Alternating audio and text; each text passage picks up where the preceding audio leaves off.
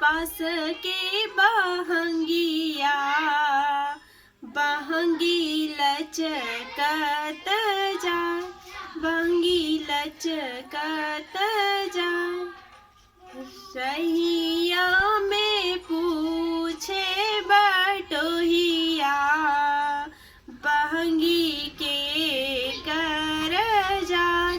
आंधर छटोया बटोहिया, बहंगी छठे माई के जा। मैं रीतू आप सभी का अपने चैनल पर स्वागत करती हूँ। आस्था का महापर्व छठ शुरू हो चुका है, तो इस तरीके से अगर आप देखेंगे तो ये व्रत 4 दिनों का चलता है। इस महाव्रत को 4 दिन स्वरूप हम लोग इसे मनाते हैं और जाके 4 दिन के बाद इस व्रत को संपन्न किया जाता है।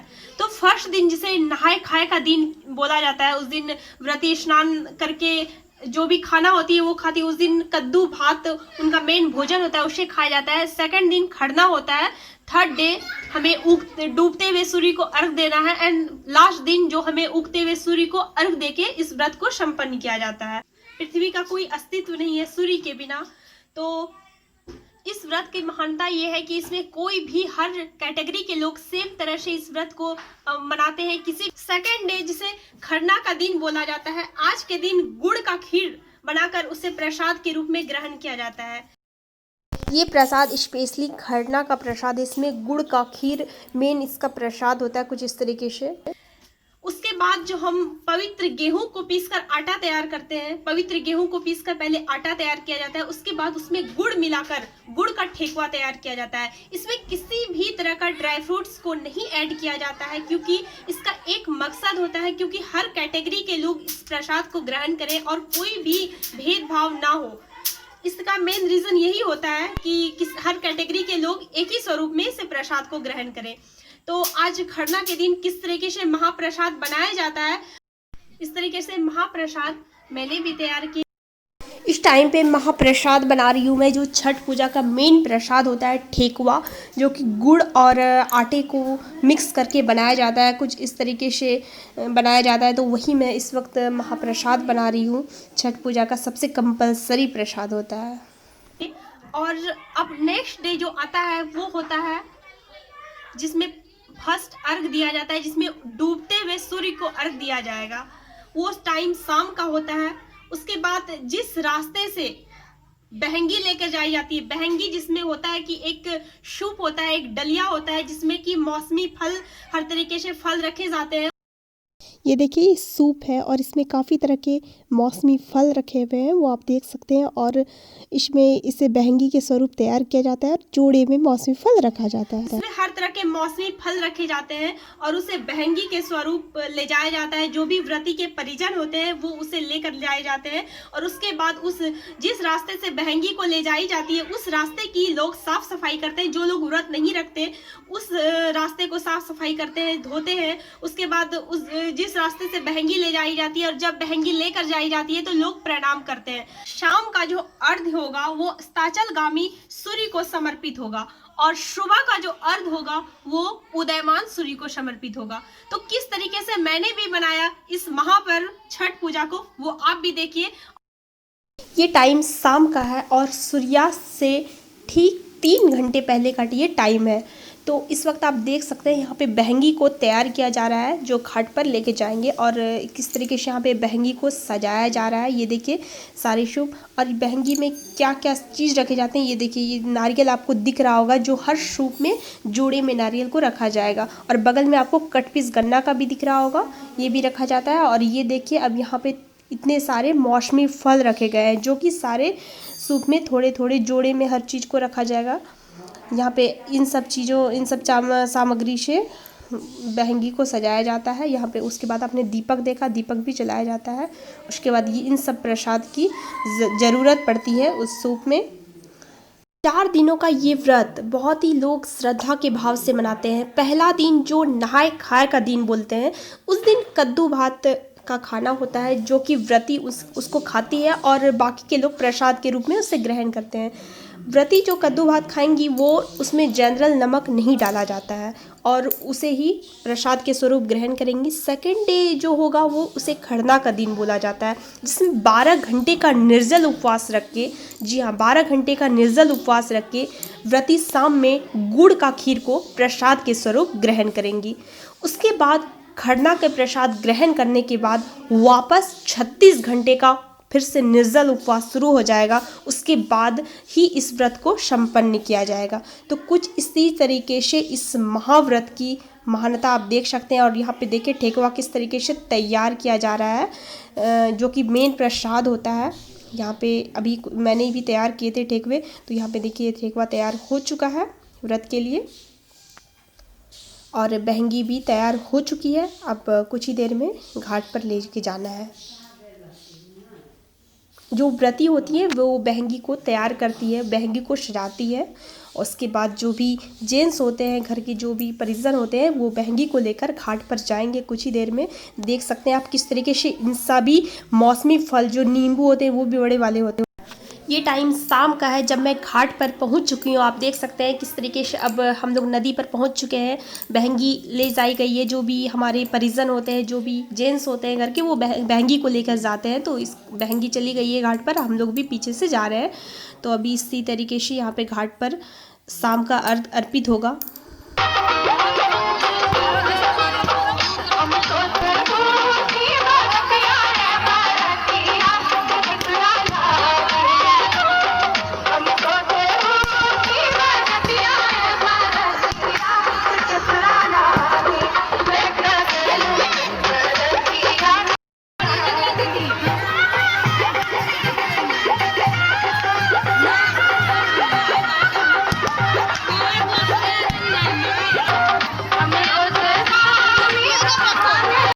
ये देखिए कुछ इस तरीके से तस्वीर होती है घाट की।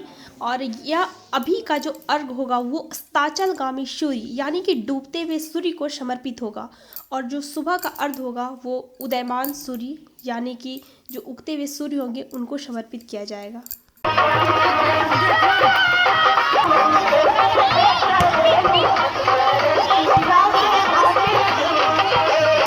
ये देखिए ये अब यहाँ पे टाइम आ चुका है अर्घ देने का।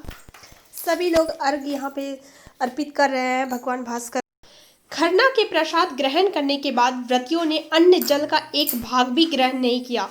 फिर भी हर व्रती के चेहरे पर सिर्फ आस्था का भाव दिखता है, क्योंकि हर व्रती अपने आप में छठी मैया का रूप होती है। शाम का जो अर्घ होता है वो अस्ताचलगामी सूर्य यानी कि डूबते हुए सूर्य को समर्पित होगा। और यह अर्घ उनकी भगवान भास्कर की पत्नी प्रत्युषा को समर्पित था। और जब हम सुबह अर्घ देने वापस घाट पर जाएंगे, इसी प्रोसेस से पूजा होगी और वह अर्घ उदयमान सूर्य को समर्पित होगा और यह अर्घ उनकी पत्नी उषा को समर्पित होगा। अभी देखिए कुछ सूप में व्रती के हाथ में सूप देने से पहले कुछ इस तरीके से प्रोसेस किया जाता है। पहले चावल के आटे को हाथ में लगाया जाता है, वापस फिर सिंदूर दिया जाता है, उसके बाद ही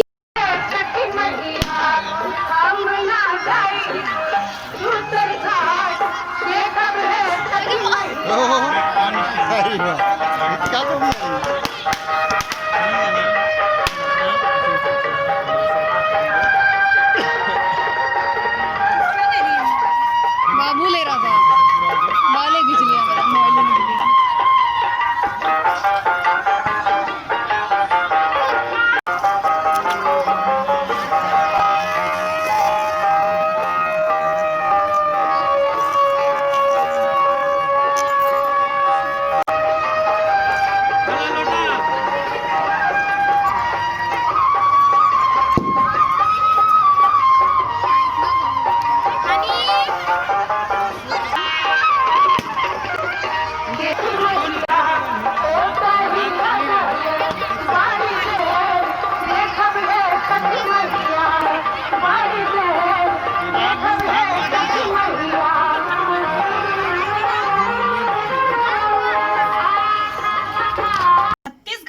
से व्रतियों ने थोड़ा सा भी अन्न जल का एक भाग भी ग्रहण नहीं किया था।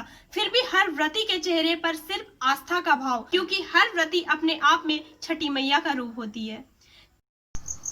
हेलो फ्रेंड, सुबह के बज रहे हैं 3 और हम जग चुके हैं। अभी सुबह की अर्घ की तैयारी चल रही है। अभी उगते हुए सूर्य को अर्घ दिया जाएगा और अभी जस्ट यहाँ पे 6 बजे के बाद ही सूर्योदय होना है। तो अभी बज रहे हैं 3, तो हम लोग लग चुके हैं तैयारी में।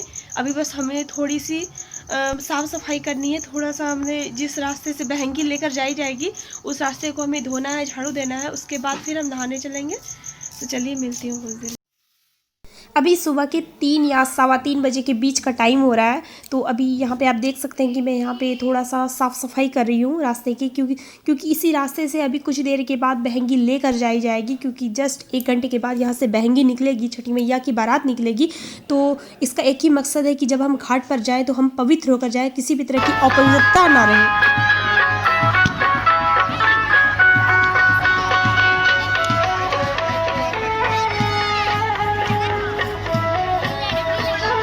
ये टाइम सुबह का है और जस्ट अभी 4 या 4:30 बजे का टाइम हो रहा है। हम घाट पर पहुंच चुके हैं और उसके बाद देखिए कुछ सुबह इस तरीके का कुछ नज़ारा होता है। अभी उदयमान सूर्य को अर्घ समर्पित करना है, अर्घ देना है। तो अभी सब लोग वेट कर रहे हैं कि भगवान भास्कर कब आएंगे और उनको कब हम अर्घ अर्पित करेंगे। तो सुबह कुछ इस तरीके का नज़ारा होता है।